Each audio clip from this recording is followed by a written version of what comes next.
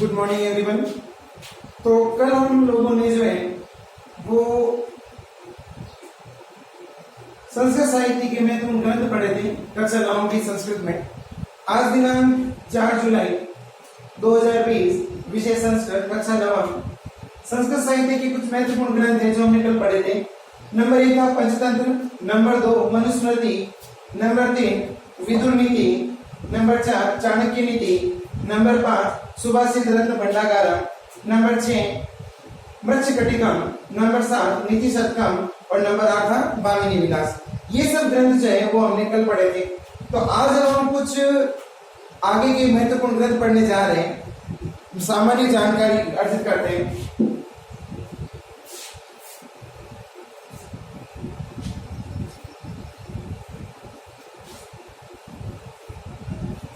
आज हम पढ़ रहे हैं हितोपदेश।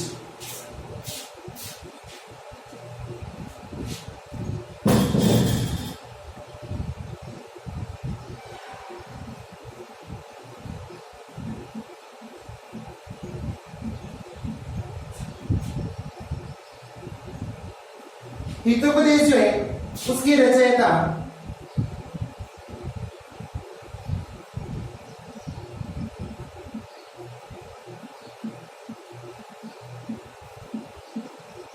नारायण पंडित जो है इन्होंने रचना की थी।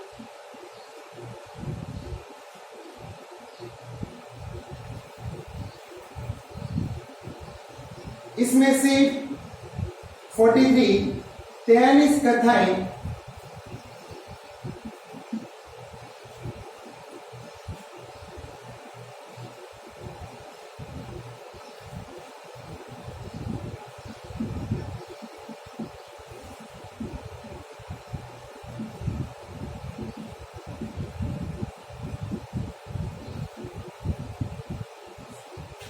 इसमें 43 कथाओं में से 25 कथाएं पंचतंत्र में से ली गई हैं। 4 भाग हैं। 4 भाग में 1 नंबर पे आता है मित्र लाभ, नंबर 2 पर आता है सुहृद भेद, नंबर 3 पर आता है विग्रह और नंबर 4 पे आता है संधि। हितोपदेश के विषय में थोड़ी सी जानकारी ले लेते हैं। हितोपदेश ग्रंथ की रचना पंडित नारायण ने की थी। इसमें कुल 43 कथाएं हैं। इन कथाओं में से 25 जो है वो आपके पंचतंत्र में से ली गई हैं। इसके 4 भाग हैं। हितोपदेश में कुल 4 अंक मिल जाते हैं आपको, मित्र लाभ, सुहृद भेद, विग्रह और संधि। इनमें मित्र लाभ से अर्थ है कि इस अंक के अंदर आपको अच्छे मित्र की क्या फायदे होते हैं, जीवन में क्या हम किस तरह से आगे बढ़ जाते हैं, उससे संबंधित कथाएं। मित्र सुहृद भेद के अंदर इस अंक के अंदर आपको पता चलेगा मित्र किस प्रकार के होते हैं, कैसे मित्र अच्छे होते हैं, कैसे मित्रों को उचित मानना चाहिए, ये सब इस संबंधित कविता कहानी इसमें। विग्रह नामक जो अंक है इसके अंदर बताया गया है कि किस प्रकार के मित्रों का परित्याग कर देना चाहिए। जैसे एक कहानी है, उसका मोरल है, शिक्षा है कि जिस तरह से स्वर्ण कुंभ होता है, सोने का घड़ा होता है, उसके अंदर चाहे शहद भरा हुआ हो, लेकिन अगर मुख पर यदि विष लगा हुआ है तो ऐसे घड़े का परित्याग कर देना चाहिए। उसी प्रकार से ऐसे मित्र जिनके हृदय में हमारे प्रति बहुत सी बुराई है, ऐसे मित्रों को अच्छा बोलते हुए भी हमें परित्याग कर देना चाहिए। तो इससे संबंधित जो है वो आपकी इस अंक में कहानी मिलती है। और संधि का अर्थ होता है कि अच्छे मित्र अगर रूठ जाते हैं, अगर आपसे जो है नाराज हो जाते हैं, तो यह कि प्रकार किसी भी तरह से जो है हमें उन्हें फिर से मिला लेना चाहिए। तो इस तरह से जो है वो आपको हितोपदेश के अंदर 4 अंक के अंदर मित्र लाभ, सुहृद भेद, विग्रह और संधि, इसके अंदर आपको जो है इस तरह की कहानियां मिल जाती हैं।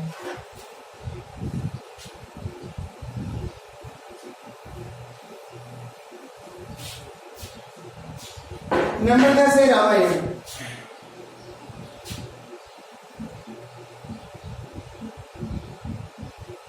जैसा कि नाम से ही पता चल रहा है और आप जानते भी हैं,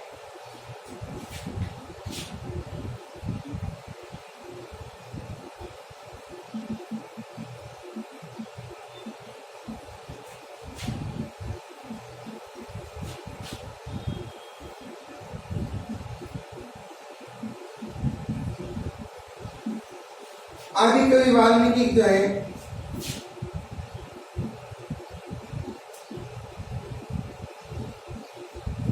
आदिकवि वाल्मीकि ने इनकी रामायण की रचना की है। इसमें आप लोग जानते हैं कि श्री राम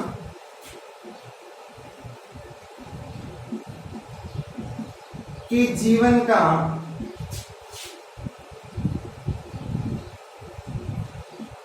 काव्यात्मक वर्णन आपको इसमें मिल जाता है।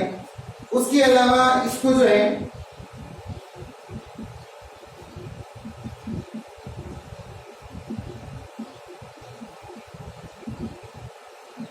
सात कांड या अंक मिल जाते हैं, जिसमें कि नंबर 1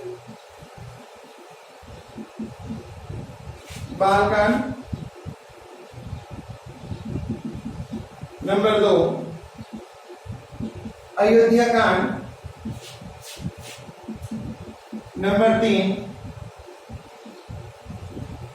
अरण्य कांड, नंबर 4 किष्किंधा कांड, नंबर 5 सुंदरकांड, नंबर 6 युद्ध कांड,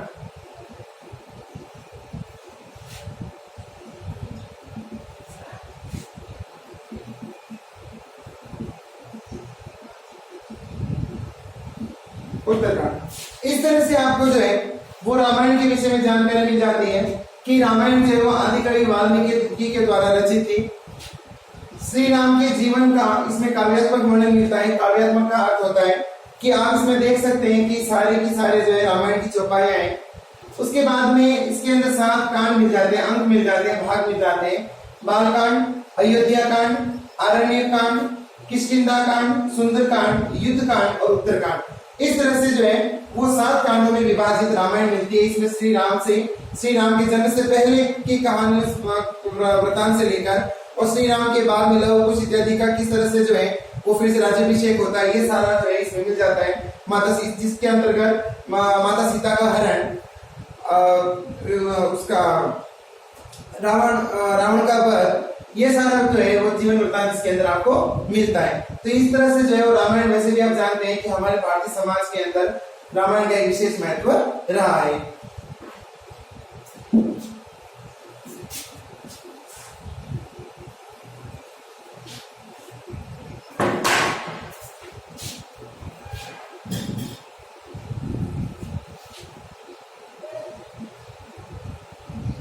वेताल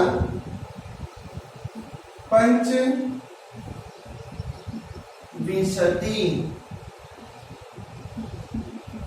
वेताल पंचविंशति के अंदर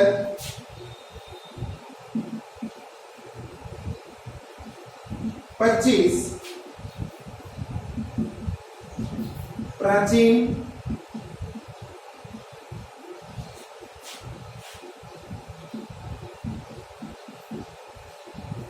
लोक कथाएं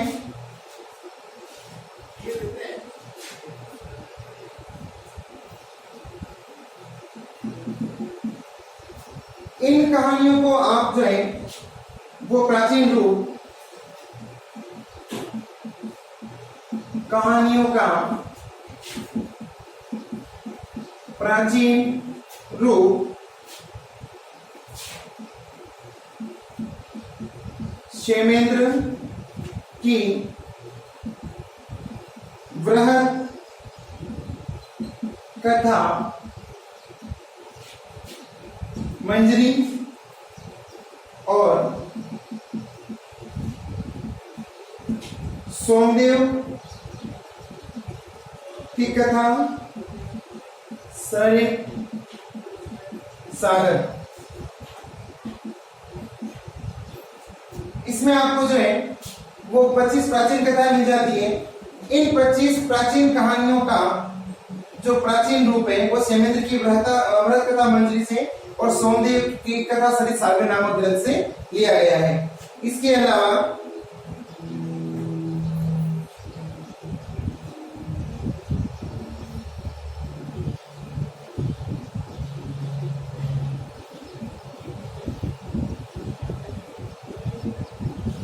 कवि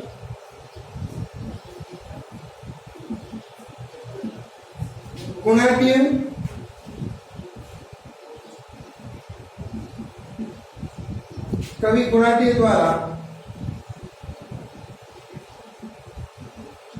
पद्य रूपांतर, ये जो वेताल पंचमी शती की प्राचीन कथाएं हैं इनका पद्य रूपांतर पद्य भाग में जो है इनका ट्रांसलेट अनुवाद है वो कवि कुणाटिय ने किया है। इसके अलावा इसके 2 संस्करण हैं।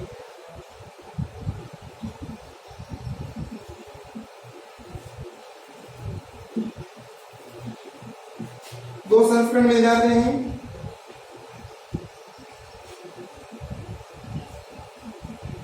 गद्य और पद्य दोनों में मिल जाती है ये।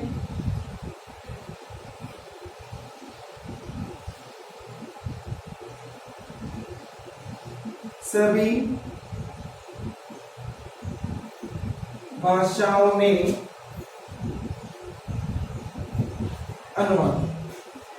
बात करते हैं वेताल पंचमी शती का, तो वेताल पंचमी शती के अंतर्गत इसमें कुल जो है वो 25 आपको प्राचीन कथाएं मिल जाती है। इन 25 प्राचीन कथाओं का जो है वो प्राचीन रूप क्षेमेंद्र की कथा मंजरी और सोमदेव का जो कथा सरित सागर ग्रंथ है उससे जो है वो कहानियों को लिया गया है। कवि कुणाटिय द्वारा जो है वो वेताल पंचमी शती ग्रंथ की पद्य में रूपांतर किया गया था कि पद्य में जो है श्लोकों के रूप में जो है वो इसका वापस अनुवाद किया गया है। इसके 2 संस्करण मिलते हैं, अर्थात कि 2 भाग मिल जाते हैं आपको। वेताल पंचमी शती में गद्य और पद्य दोनों में ही है, किंतु मुख्य रूप से जो है वो गद्य है।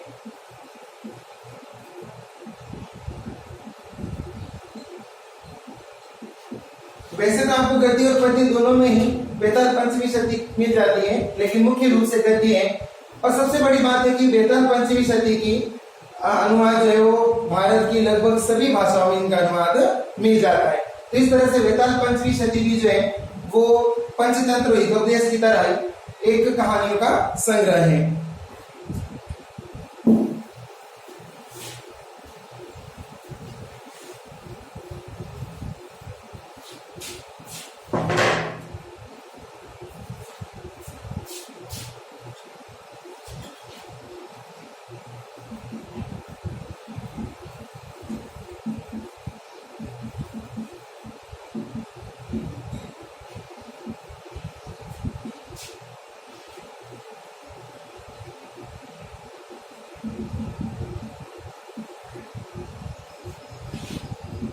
सामवेद की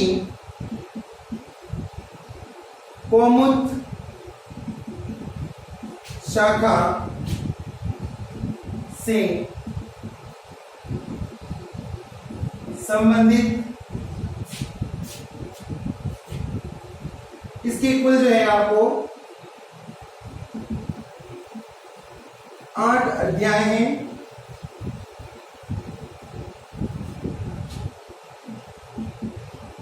रोचक कथाओं तथा दार्शनिक विषयों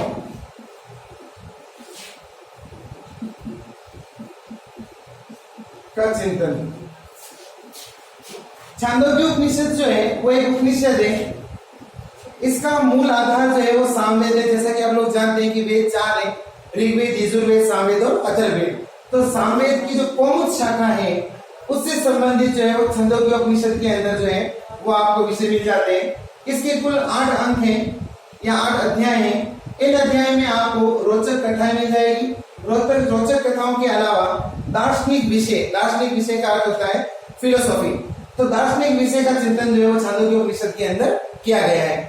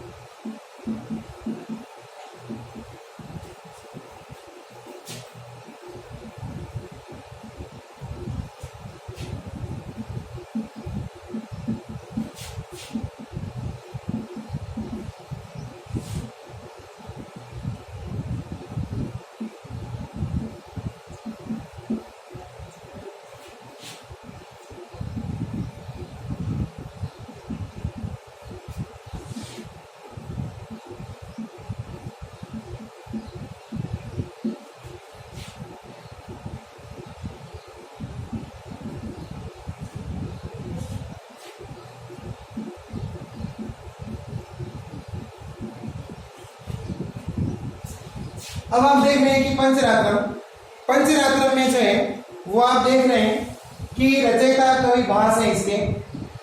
अब भास कवि जो है इन्होंने महाभारत से जो इसका कथानक लिया है। पांडवों का जब वनवास होता है तो पांडव कुंती इत्यादि जो है गांव में जाते हैं और गांव में जाकर वो 5 दिन वहां पर रुकते हैं और वहां पर कई तरह की घटनाएं जो है वो घटित होती है और इन्हीं घटनाओं को पंचरात्रम नामक जो है वो इस ग्रंथ के अंदर लिखा गया है। तो इसका मूल आधार महाभारत है। पंचरात्रम में पांडव एवं कुंती का वार्तालाप भी है। पांडव और कुंती जो है पांडव अपनी माँ कुंती के साथ में 5 रात जो है वो किसी गांव में व्यतीत करते हैं। वहां पर जो घटनाएं घटित होती है वे सभी पंचरात्रम ग्रंथ के अंदर उद्धृत है।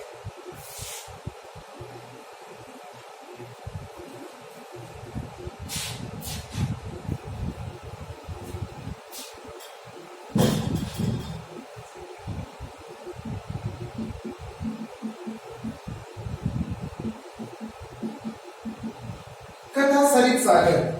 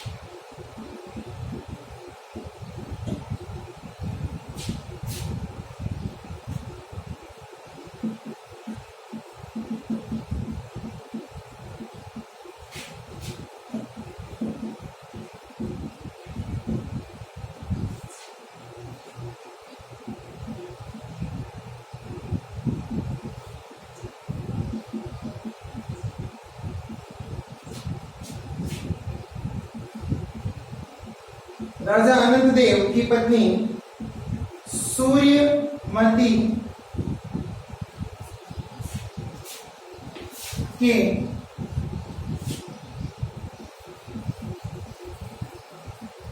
मनोरंजन हेतु ये जो कथासरी सागर ग्रंथ है, कथासरी सागर ग्रंथ का जो रूप है वो गुणाढ्य के द्वारा अर्थात कि कवि गुणाढ्य का जो व्रत कथा मंजरी है, व्रत कथा मंजरी है, उसके आधार पर कथासरी सागर की रचना की गई है। इसमें 18 लगभग 18 अध्याय हैं, 24,000 इसमें श्लोक हैं। कवि सोमदेव ने इसकी रचना की थी और राजा आनंद देव कवि सोमदेव जो है वो कश्मीर के थे और कश्मीर के जो ये राजा थे, राजा अनंत देव, इन्हीं अनंत देव की पत्नी जो सूर्यमती थी, इन्हीं के कहने पर जो है वो इसकी रचना की गई। तो हम देख सकते हैं कि कवि सोमदेव जो थे कहां के थे, वो कश्मीर के। तो आप लोग देख रहे हैं कि गुणाढ्य के द्वारा जो व्रत कथा मंजरी थी उसके आधार पर कथासरी सागर की रचना की गई। इसमें 18 लगभग 18 के अंक के अध्याय हैं, 24,000 श्लोक हैं। कवि सोमदेव जो है वो इसके रचयिता थे, जो कि कश्मीर के थे। और कश्मीर के राजा जो अनंत देव थे, उनकी पत्नी सूर्यमती के मनोरंजन के लिए सोमदेव ने इस कथा सहित सागर ग्रंथ की रचना की थी।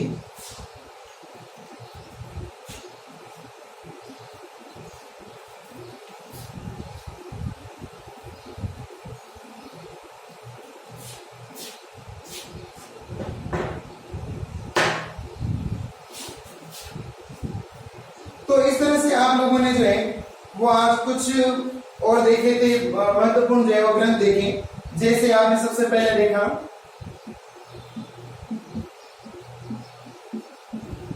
हितोपदेश,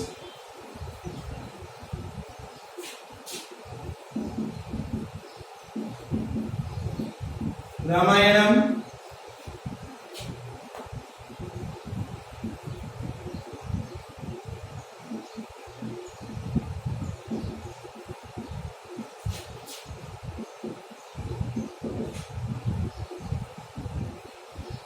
वेताल पंचमी सती,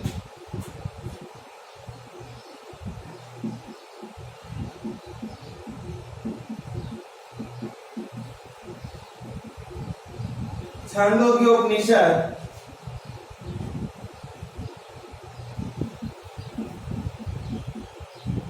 पंचरात्रम,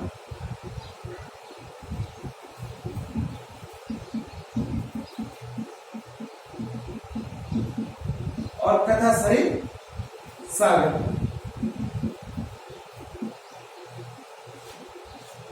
आप लोग जानते हैं कि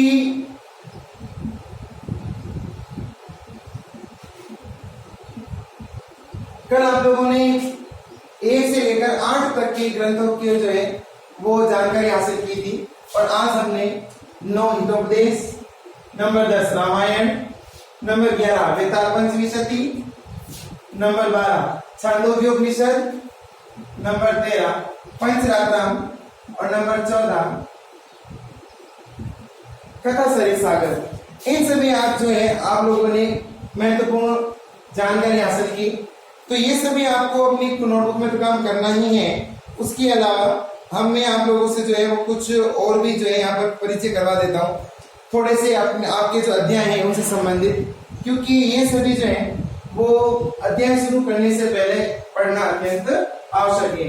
क्योंकि जब तक हम नहीं देखेंगे कि हमारे अध्याय, आपकी पुस्तक के अध्याय किस ग्रंथ से लिए गए, किस ग्रंथ से उद्धृत हैं, उस ग्रंथ के रचनाकार कौन है, उस ग्रंथ के रचना का कारण क्या था, उसमें कितने श्लोक हैं, उसमें प्रमुख विषय क्या है, जब तक हमें कोई भी कार्य जो है वो अच्छी तरह से समझ में नहीं आएगा।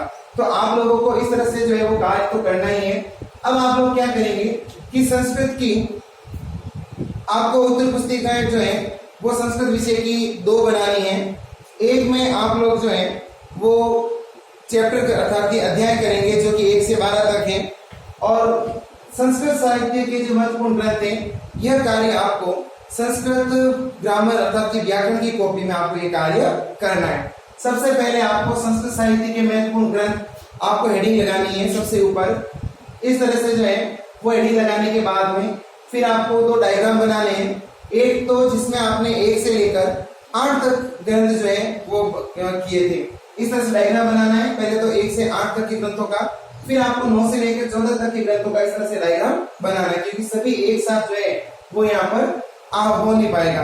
तो आपको 2 डायग्राम बनाने हैं। उसके बाद नंबर 1 लगाकर आपको ब्लैक और ब्लू 2 पेन यूज करने हैं। ब्लैक पेन से आपको नंबर लगाना है और नंबर 1 जो मैंने आपको कल बताया था वो ग्रंथ आपको लिखना है। और उसके बारे में जो डिटेल है जो मैंने आपको बोर्ड पे लिखवाई है वो सारी आपको जो है वो ब्लू पेन से, नीले पेन से काम करना है। जब आपका एक ग्रंथ और उसकी जानकारी पूरी हो जाती है, फिर आपको इसके से लाइन ड्रॉ करनी है।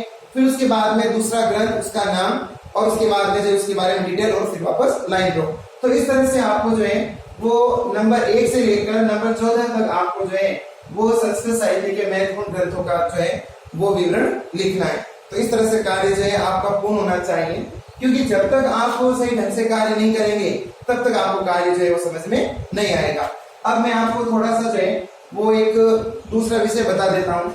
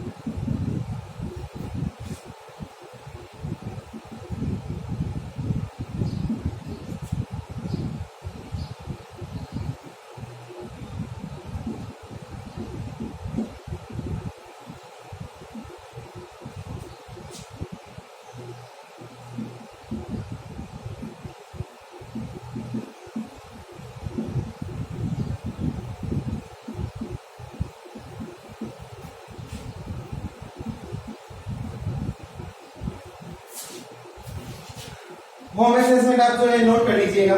संस्कृत साहित्य की प्रमुख ग्रंथ जिसमें कि मैंने आपको 1 से 14 तक करवाया था, तो इनका विवरण आदि मतलब कि डायग्राम इत्यादि भी जो है आपको साथ में बनाना है। और ये कार्य आपको संस्कृत व्याकरण उत्तर पुस्तिका अर्थात की संस्कृत ग्रामर की सेकंड की जो आपकी नोटबुक है उसमें ये कार्य आपको करना है। जब ये कार्य आपका पूर्ण हो जाएगा तो उसके पश्चात जो है हम कल से अब जो है वो हम इसके अध्याय पढ़ेंगे कुछ। तो इन अध्यायों के अंतर्गत जो है आप कई सारे जो है वो जानकारी हासिल करेंगे। जैसे कि आपके पहला अध्याय जो है वो आ जाता है भारतीय वसंत गीति। इसके अंतर्गत आप जो है वो माँ भारती अर्थात की भारत माता का जो है वो चित्रण पढ़ेंगे। उसके बाद में स्वर्ण का एक कहानी है जिसमें कि लालच बुरी बला है ऐसी शिक्षा दी गई है, तो उसको भी आप पढ़ेंगे। उसके बाद में गो दोहनम मतलब गाय को दोहना किस तरह से होता है, क्या कार्य होते हैं, गाय क्यों महत्वपूर्ण है इत्यादि जो है वो आप इसके अंदर जो है वो देखेंगे। तो इस तरह से आपको जो है वो आगे अध्ययन करना है। तो अभी फिलहाल आप लोगों को संस्कृत साहित्य के महत्वपूर्ण ग्रंथों को नाम, पहले आपको हेडिंग लगानी है संस्कृत साहित्य के महत्वपूर्ण ग्रंथ, फिर आपको डायग्राम बनाने हैं 2। उसके बाद में जो है 1 से लेकर 14 तक के जो संस्कृत साहित्य के महत्वपूर्ण ग्रंथ हैं उनके नाम लिखने हैं और उनका विवरण करना है। तो इतना कार्य आप सभी को जो है वो अपनी उत्तर पुस्तिका में करना है। धन्यवाद।